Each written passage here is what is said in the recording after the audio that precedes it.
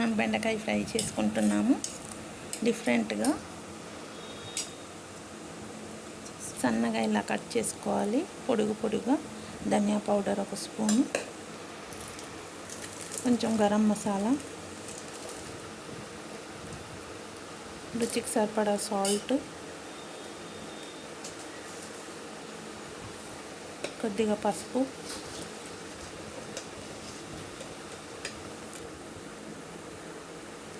కొద్దిగా కారం అండి.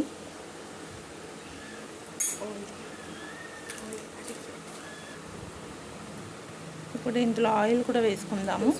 2 స్పూన్స్ ఆయిల్.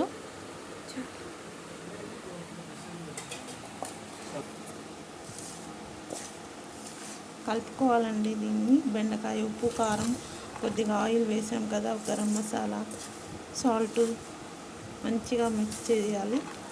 దానికి పట్టేటట్టు ఉప్పు, కారం అదంతా.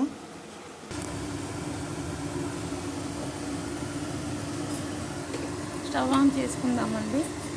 ఫ్రై చేసుకుందాము బెండకాయలు. ప్యాన్ పెట్టాను, ఆయిల్ వేసుకున్నాను. 1 పావు వేస్తున్నాను.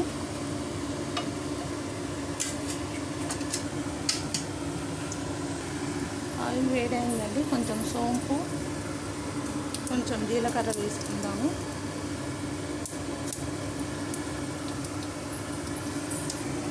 కొద్దిగా మినపప్పు అండి. చిటపటలు ఆడాక మనం బెండకాయలు వేసుకున్నాము. కొంచెం కరివేపాకు ఉంటే వేసుకోవచ్చు. ఫ్రై అయిపోయిందండి. వేసుకున్నాం బెండకాయ. బాగా కలుపుకోవాలి.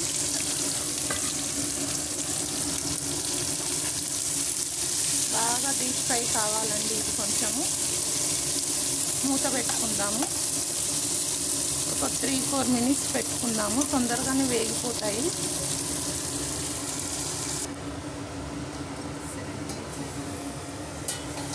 7 మినిట్స్ అయిందండి. మళ్ళీ చూసి కలిపి పెట్టాము. ఒకసారి కలుపుకుందాము. ఇప్పుడు కొంచెం శనగపిండి వేసుకుందామండి. బాగా ఉడికిపోయింది. 1 స్పూన్, 2 స్పూన్స్ అండి శనగపిండి. బాగా మిక్స్ చేసుకుందాము. కమ్మగా ఉంటుందండి శనగపిండి వేసుకుంటే. మూత పెట్టుకుందాము. 1 నిమిషము, 2 మినిట్స్ మూత పెట్టుకుందాము. తర్వాత చూద్దామండి. 2 మినిట్స్ అన్నాం కదా.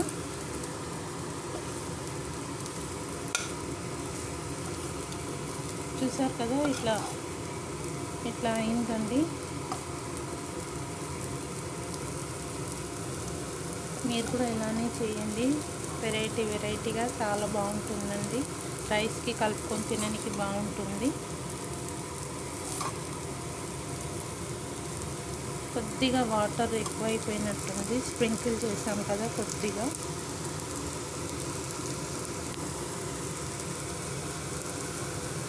మీరు కూడా ఇలానే చేయండి. చేసి తినండి. Thank you.